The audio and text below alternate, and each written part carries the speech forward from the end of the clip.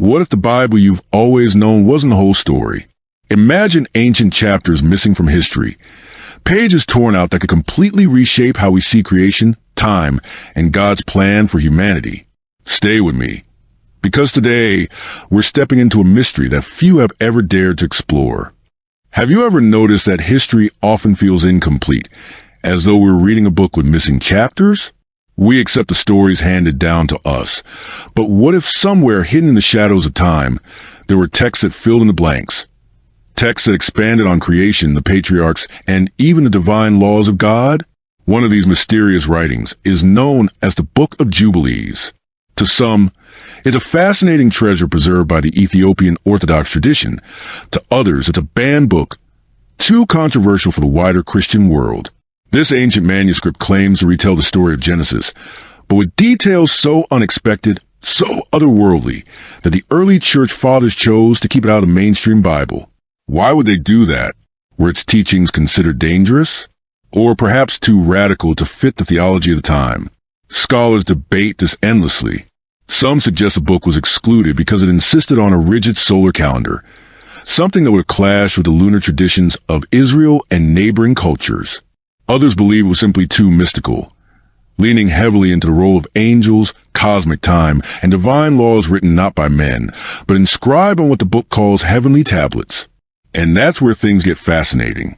The Book of Jubilees isn't content with the familiar story of God creating the heavens and the earth. Instead, it insists that before the world itself was formed, angels were already present, each with divine responsibilities. Some were tasked with guarding creation, others with teaching humanity God's eternal laws. Imagine that Adam, right from the beginning, receiving instructions not only from God, but through angelic messengers, commandments about the Sabbath, purity, marriage, and worship, long before Moses ever stepped onto Mount Sinai. This is where the narrative shifts from what we think we know into what we might have overlooked. If this book is even partially true, then the foundations of faith stretch far beyond the stories we usually hear on Sunday mornings. Now, I'm not here to tell you what to believe. Instead, I want to take you on a journey through a text that has been whispered about for centuries, a text some call Little Genesis. Along the way, we'll compare its stories with the canonical scriptures, explore why it was rejected, and ask what it might still teach us today. Because here's the truth. Whether you see it as inspired revelation, ancient tradition, or just a cultural artifact, the Book of Jubilees forces us to wrestle with big questions. Questions about time, divine order, and what it really means to live in harmony with God's design. And so, with that in mind, let's step deeper into this forbidden book and uncover the hidden details it dares to reveal. When we open the Book of Jubilees, the very first surprise hits us immediately. Creation itself is retold, but with an entirely new layer of depth. According to this text, when God spoke light into being, he was not only shaping the universe, but also setting in motion the framework of time itself. Time wasn't random. It was intentional, woven into the fabric of creation like threads on a divine loom. Imagine a clock that doesn't merely tick forward, but beats in harmony with heaven's rhythm. In the Book of Genesis, creation appears as a sequence of days, orderly and majestic. But Jubilees adds a cosmic dimension, insisting that the angels were there from the very first day. They weren't passive spectators. They were active guardians, overseeing the cycles of seasons, guiding the heavenly lights, and even ensuring that time itself stayed aligned with God's order. It's as if the story pulls back a curtain and lets us glimpse a divine counsel, a universe not left to chance, but governed by unseen hands. This emphasis on sacred time raises a provocative question. What if our modern way of measuring days and years is out of sync with the Creator's design? Jubilees argues exactly that. It insists on a solar calendar of 364 days, with perfect cycles of 91 days for each season. That a calendar where every Sabbath and every festival always falls on the same day, never drifting. To the author of Jubilees, this wasn't just about convenience. It was obedience. To live by that rhythm was to walk in harmony with God himself. But here's where the tension arises. Over the centuries, Israel and many other cultures embrace lunar calendars, where months shift and festivals sometimes feel as though they slide off their proper moorings. According to Jubilees, that shift wasn't harmless. It was rebellion. It was a breaking away from the sacred order. In fact, the text goes as far as to warn that following the wrong calendar invites chaos, both in the heavens and on earth. Now, pause with me for a moment. Can you feel the weight of that? If time itself can be corrupted, then our sense of order, worship, and even morality might be thrown off balance. Think of it like a musician playing offbeat in an orchestra. The melody may continue, but something feels wrong and the harmony is lost. Scholars who study Jubilees have pointed out striking similarities between its solar calendar and the one still used today by the Ethiopian Orthodox Church. Could this be one of the last living echoes of that ancient rhythm? Or is it merely coincidence? Moving deeper into the text, Jubilees weaves angels into nearly every part of the story. Adam doesn't just exist as the first man. He receives commandments through angelic instruction. The Sabbath, marriage, purity, these weren't laws invented later for Israel. According to Jubilees, they were written on heavenly tablets before Adam ever drew his first breath. That idea alone is radical. It means God's laws weren't bound to a specific nation or time. They were eternal principles, part of the very architecture of creation itself. This theme repeats again and again, with Seth, with Noah, with Abraham. Each patriarch is portrayed not as stumbling into covenant, but as rediscovering eternal truths already carved into heaven's records. Abraham, in particular, is depicted as someone who stood against idolatry in his father's house, even destroying pagan idols before fleeing into the wilderness. Genesis hints his faith, but Jubilees paints him as a revolutionary, tearing down false gods to reclaim divine order. And then there is the Sabbath. Jubilees doesn't treat it as just a day of rest. It elevates it to the cornerstone of time itself. The days sanctified before sin even entered the world. God didn't simply rest. He set apart the seventh day as an eternal sign, binding heaven and earth. Together, think of it as a cosmic heartbeat, pulsing every 7 days, calling creation back to alignment. The text suggests that when humanity forgets this rhythm, disorder multiplies. But when we honor it, everything, land, people, even nations, enters into renewal. Consider Noah. In Genesis, he survives the flood through faith and obedience. In Jubilees, his story becomes richer. After the waters recede, God doesn't just give him a rainbow. He renews the covenant with laws of purity, sacrifice, and Sabbath observance, reminding humanity not to repeat the corruption that triggered judgment. What's fascinating is how Jubilees links Noah directly to Adam. Two beginnings, two covenants, both bound to laws passed down through angels. It's as though history itself is cyclical, spiraling forward, but always anchored by God's eternal order. And then we arrive at Abraham's great test, the binding of Isaac. Genesis presents it as a trial of faith between Abraham and God. Jubilees, however, shifts the stage.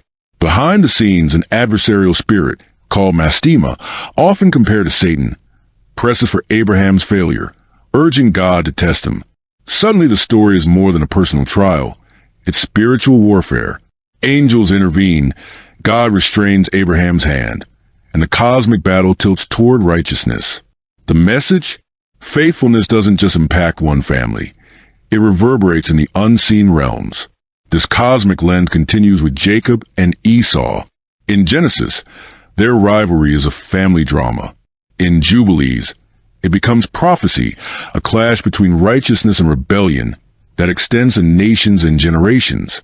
Esau's line is portrayed as a constant adversary to Jacob's descendants, weaving their story into a much larger conflict between light and darkness, obedience and defiance. Even Joseph's betrayal by his brothers is reframed. Where Genesis highlights jealousy and eventual reconciliation, Jubilees insist their act of selling him was recorded as sin on the heavenly tablets, an offense with consequences for generations. Joseph's rise in Egypt isn't just cleverness or divine favor. It was written in heaven long before, orchestrated so that God's plan of deliverance could unfold. Angels guard him along the way, making sure no human betrayal derails the divine timeline. Do you see the pattern? In Jubilees, nothing is random.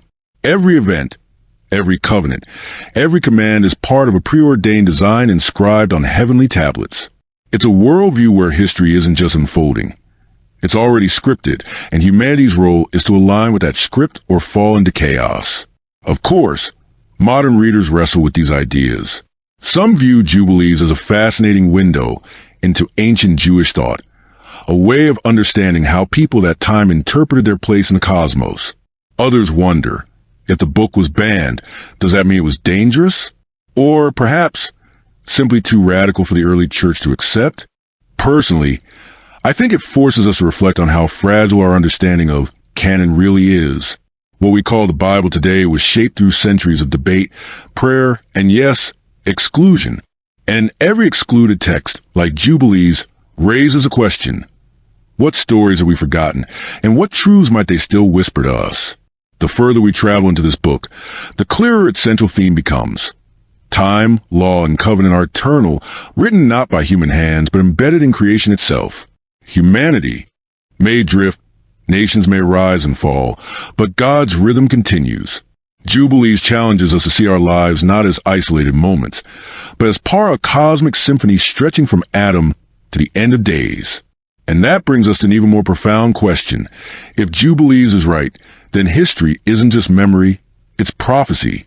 The struggles of the patriarchs, the battles between nations, the laws of Sabbath and covenant, all of it points forward to a restoration still to come. But what would that restoration look like?